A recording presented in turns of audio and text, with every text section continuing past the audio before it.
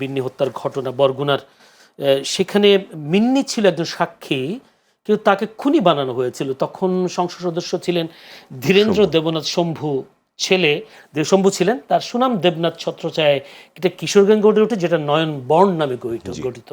সেই নয়নবর্ণ যদিও ক্রস ফায়ারে চলে গেছে, কিন্তু এই খুনের সাথে যারা জড়িত তাদেরকে প্রধান আসামি না করে মিন্নিকে আসামি করা হয়েছে। মোহাম্মদ অনিক রুশদ হক, অতিরিক্ত অ্যাটর্নি জেনারেল। অনিক রুশদ, আপনাকে অসংখ্য ধন্যবাদ আমাদেরকে সময় দেওয়ার জন্য আজকে। আপনাকেও ধন্যবাদ এবং সেই সাথে আছেন অ্যাডভোকেট মোহাম্মদ আতিকুর রহমান, মজলিসের শুরা সদস্য, বাংলাদেশ জামায়াত ইসলামী সভাপতি, বাংলাদেশ শ্রমিক কল্যাণ ফেডারেশন। অ্যাডভোকেট মোহাম্মদ আতিকুর রহমান, আপনাকে অসংখ্য ধন্যবাদ সময় দেওয়ার জন্য। দর্শক, বলেছিলাম আদালতে মামলার দীর্ঘসূত্রিতা, সেই সাথে সমসাময়িক বেশ কিছু রাজনৈতিক বিষয় নিয়ে আমরা আলোচনা করব, যদিও সেই বিষয়গুলো আইন সংক্রান্ত বিষয়। সেই বিষয়গুলো নিয়ে আলোচনা করবার জন্য যারা এসেছেন তাদেরকে ধন্যবাদ জানাই, এবং পুরো অনুষ্ঠান জুড়ে আপনাদের সাথে আছি আমি জয়নুল আবেদিন। একটু আলোচনায় ঢুকতে চাই, প্রথমে যেতে চাই একটু অতিরিক্ত অ্যাটর্নি জেনারেল মোহাম্মদ অনিক রুশদ হকের কাছে। মোহাম্মদ অনিক রুশদ হক, আমাকে একটু জানাবেন বা জনগণের জন্য জানানো, আসলে দীর্ঘসূত্রিতা, মামলার দীর্ঘসূত্রিতা, এই বিষয়গুলো নিশ্চয়ই আপনাদের নখদর্পণে, এবং জনগণও জানে।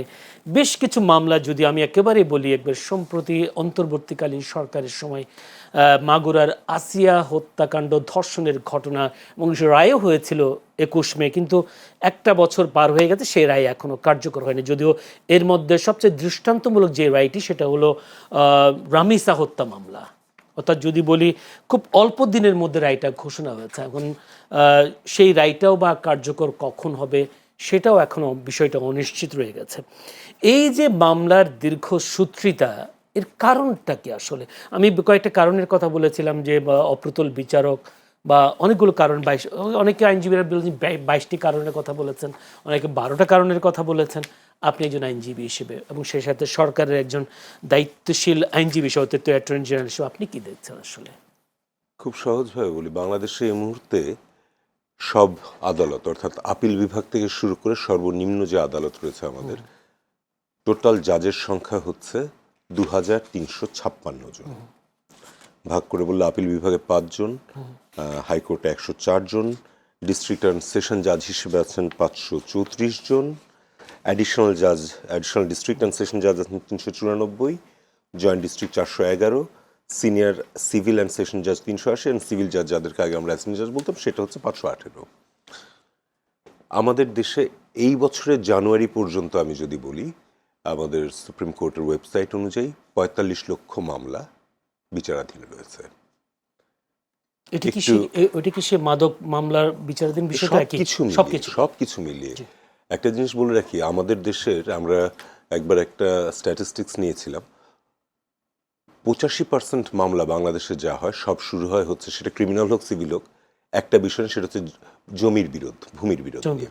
সো এই টোটাল সব কিছু মিলে বাংলাদেশে এই মুহূর্তে 45 লক্ষ মামলা বিচারাধীন রয়েছে এই বছরের জানুয়ারি মাসে। আজকে আমি এখানে আসার আগে আমাদের সুপ্রিম কোর্টের ওয়েবসাইট থেকে যেটুকু জানলাম, রিট পিটিশন যেটা ডাইরেক্টলি হাইকোর্টে ফাইল হয়, জানুয়ারি থেকে আপ টু টুডে জুন এখন পর্যন্ত মামলার সংখ্যা 13,000। হাইকোর্টে 104 জন বিচারপতির মধ্যে খুব বেশি হলে 20 জন জাজ রিট বিষয় নিয়ে কাজ করেন, দুজন করে, মানে 10টা বেঞ্চ। এখন একটু আপনি সংক্ষেপে একটা জিনিস আপনাকে আমি হিসাব করে বুঝাই, যে এই 45,000 ছিল জানুয়ারি মাসে, 45 লক্ষ, এর মধ্যে তো আরও প্রতিদিন বাংলাদেশের যত কটি ডিস্ট্রিক্ট বা সেশন জাজ রয়েছে, যত কটি আছে, সেখানে মিনিমাম 10টা করে মামলা হচ্ছে, মিনিমাম ধরে নিচ্ছি আমি। তাহলে বাংলাদেশের 64টা জেলার 64টা বারে 640টা কেস হলো। সেখান থেকে এই সব জাজেরা যেটা করছেন, সেগুলোর আপিলগুলো এসে সব জমা পড়ছে হাইকোর্টে 104 জন বিচারপতিদের কাছে। এই 104 জন বিচারপতি একদিকে রিট দেখছেন, আরেক অংশ তাদের দেখছেন সিভিল মামলা, আরেক অংশ দেখছেন ক্রিমিনাল মামলা। এই তাদের কাছ থেকে যে মামলাগুলো নিষ্পত্তি হচ্ছে, এই মুহূর্তে আমাদের হাইকোর্টে রয়েছে 52টি বেঞ্চ। এই 52টি বেঞ্চ থেকে যেসব মামলা নিষ্পত্তি হচ্ছে, কেউ না কেউ সংক্ষুব্ধ, তারা আপিল করছেন একটা মাত্র জায়গায়, আপিল বিভাগে। তো চিন্তা করেন যে একটা জায়গা থেকে সবকটা কেস এসে আলটিমেটলি এক জায়গাতে যখন যাচ্ছে, মামলার জট হওয়াটা খুবই স্বাভাবিক। এবং মামলা করার সংখ্যা যেহেতু কখনোই কমছে না, ফলে যেটা হচ্ছে যে আমরা যদি একদম সবচেয়ে নিচের কোর্টে দেখি, যেখানে যে সিভিল কোর্টে বলা হয় যে একটা মামলা একদিন শুনানি হলে তারপরে 2 মাস পরে ডেট পড়ছে, ওনার তো আর কিছু করার নেই, কারণ ওনার ওখানে রেগুলার নতুন মামলা হচ্ছে, উনি নিষ্পত্তি করার তো সময় পাচ্ছেন না। সো এইভাবে করতে করতে আসলে জমে যাচ্ছে। This is one of the main reason যে তার মানে কি আপনি এভাবে বলছেন যে বিচারক স্বল্পতা, বিচারক স্বল্পতা। তার চাইতে আরেকটা যেটা জিনিস রয়েছে সেটা হচ্ছে যে আমাদের মধ্যে মামলা করার একটা প্রবণতা রয়েছে।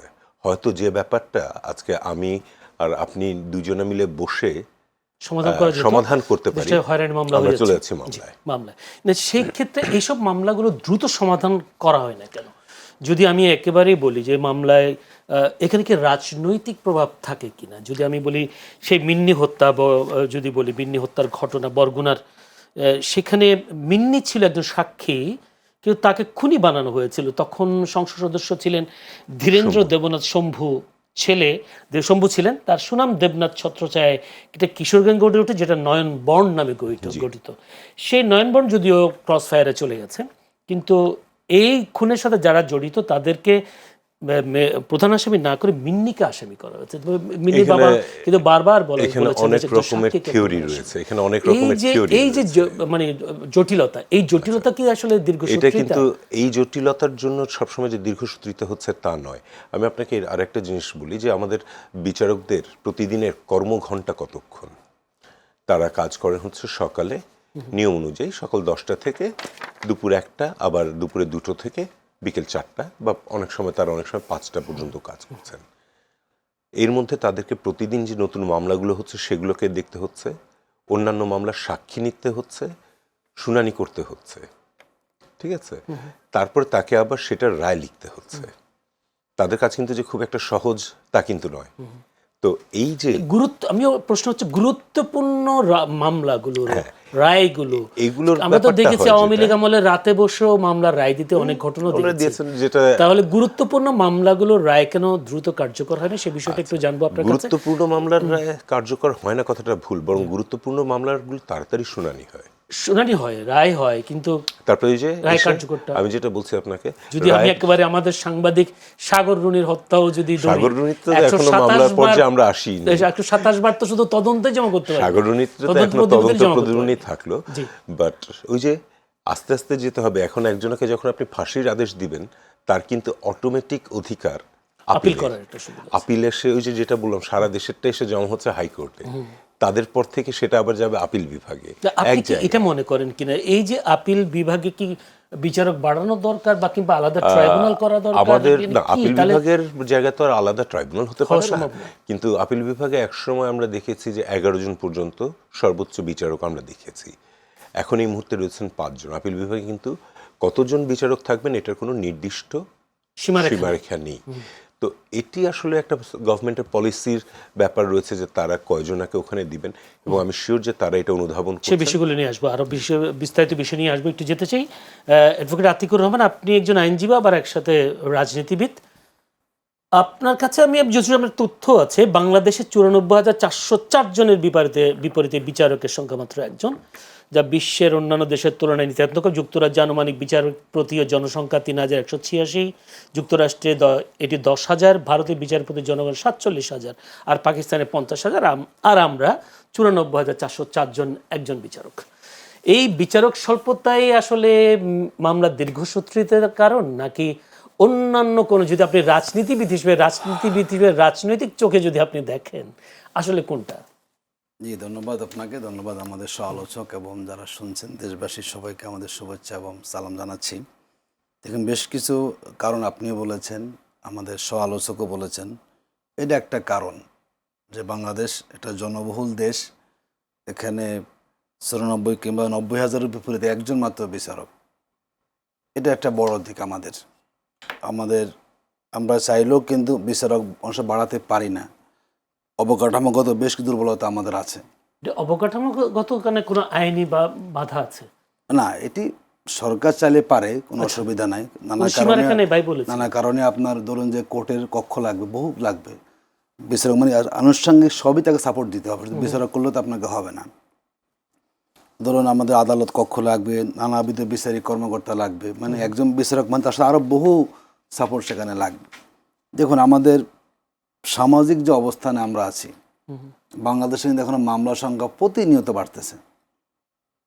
ধরুন এখন যেটা বলেছেন যে আমাদের মাদক মামলা সরাসরি চলছে, এনআইএক্টের মামলা প্রচুর পরিমাণ হচ্ছে, যেটা বললেন যে রিট মামলা 13,000-এর মতো প্রতিনিয়ত বাড়ছে।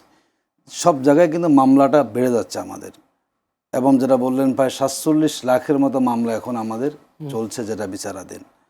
এগুলো আদৌ কবে নিষ্পত্তি হবে সেটা কিন্তু আমরা জানি না। যেই মামলাগুলো রাষ্ট্রবাদী হয়ে করে, যেটাকে আমরা ক্রিমিনাল কেস বলে থাকি, এটা তদন্ত খুব দীর্ঘ মানে দৃঢ় পদ্ধতিতে হয়, সাক্ষ্য গ্রহণে বিলম্ব হয়। দেখুন আমাদের বহু ধরনের একটা মামলা তো চাইলে আপনি মানে রাতারাতি শেষ করতে পারেন না।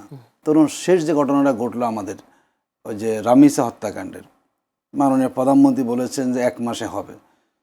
আসলে উনি বলেছেন, কিন্তু 1 মাসে হয়তো তার একটা রায় হয়েছে নিম্ন আদালতে, সেটা এখন হলো উচ্চ আদালতে যাবে, তার ডেথ রেফারেন্স সেখানে যাবে, সেখানে আপিল, বহু পদ্ধতি আছে।